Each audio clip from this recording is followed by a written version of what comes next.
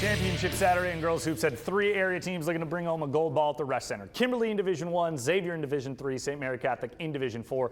Papermakers had to wait longer than expected since the D2 game went to triple overtime. Kimberly taking on Muskego, looking for its first title since 1998. Points were at a premium, just 2-0, 7+ minutes in. Ava Van Vonderen changes that. One of her 3 triples on the game high 15 for her. Makers lead is 1 later in the half. How about this nifty footwork in the low post by Reagan Krieger? The spin flips it in. She was 4 or 5 from the field, 10 points. Just 3 players scored for Kimberly before the half. Kate McGinnis knocks down that 3 ball. They were up 15-7 at the break. They found the bottom of the net much more in the second half. Plenty of them coming courtesy of Haley Dulis. Right place, right time on that offensive putback, old-fashioned 3-point play. All 13 of her points come after half. Makers win their 5th ever state title, defeating Muskego 47-26. In Division 3, Xavier in the title game for the 2nd straight season, taking on Oostburg. Hawks defense led their semifinal comeback win. Back at it early in this one. Joy Krull, the steal, the bucket.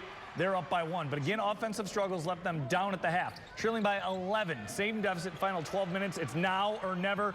And the answer, a full court pass ahead to Krull for the lay-in. Then a minute later, her twin sister, Bryn. Give me all 3 of those. She had a team by 12 points. The lead down to 4, but Green Bay commit Addie Ketterhagen was the difference, dropping 27 for Oostburg. Back-to-back years, the Hawks bring home the silver, 49-36.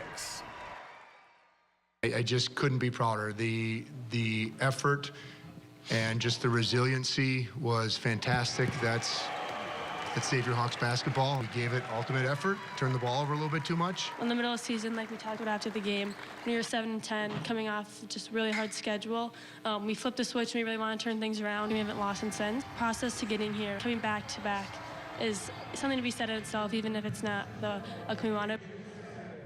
And in Division 4, St. Mary Catholic taking on Cuba City after trading leads early. SMC establishing some authority, led by Emily Vogel, the senior coming out red hot, already in double digits. She finished with 13 points. Turnovers, though, a big problem, 19 of them. Cuba City up 10 with 10 to go. But how about senior Britton Voss? Semis held scoreless. Actually here, that's one of those turnovers. They're up 10 with 10 to go. But how about senior Britton Voss? Semis held scoreless, just a 4-point per game average. She went off for 18 in the finals to lead all scorers. 5 minutes left, got within 1, but just couldn't close the gap. Voss, this 3 at the buzzer, unfortunately not enough. Cuba City wins it 53-50.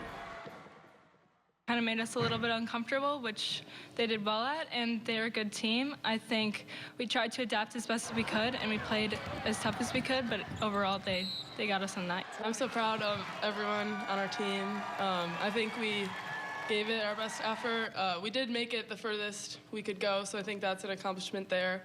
Obviously, it didn't end the way we wanted to.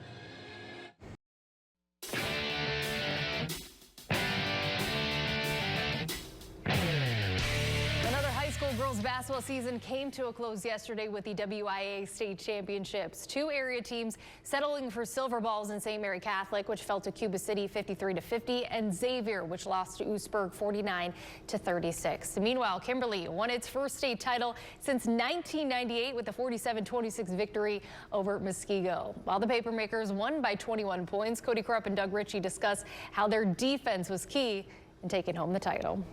Well, if you're a fan of defensive or well after dark basketball, you came to the right place here in the Resch Center. Turned on the right CW 14 channel. Following the first 3 overtime game in tournament history. Kimberly Muskego, Doug, I asked the media people at halftime, did they set a record lowest amount of points scored? What a defensive battle it was, as Coach kind of summed it up afterwards. Yeah, it was 15-8 at halftime, and Muskego scored 4 points in the final minute to get to 8. And as Kimberly was coming out for the second half, Coach Dave Lapisto came right by me and said, this is exactly how I thought it would go. I don't know if he thought they would only allow 8 points, but it was an unbelievable defensive effort from Kimberly throughout. First championship since 1998, holding Muskego without a basket for 9.5 minutes. We called it a rock fight versus Hartford, a chainsaw fight versus Pewaukee. And this was back to brass knuckle, defensive brand of basketball that a lot of people didn't think we could do. Coach football, I've coached basketball, I've coached boys, I've coached girls. This is by far, and it's not even close, the toughest group of kids I've ever been around. But I've never told these guys this until now. On paper, this is the best Kimberly team that we've ever had. Paper means nothing, means absolutely nothing, until you go out and actually prove it. These guys proved it. It means the world. I mean, it's an overwhelming feel of emotions. I cried a little bit. I just smile. I can't stop smiling this whole time. But again, we did it with our team, and this team is special. I keep saying that, but I can't say it enough. If I've ever been a part of any better team, I would totally play one more year with this team just to do it all over again. And Well, you want to? I mean, You heard Kimberly head coach Dave Lepisto call this squad the best that's ever played in Papermaker history. You've been to a lot of games this year. I think you'd second that, and next year looking pretty bright as well.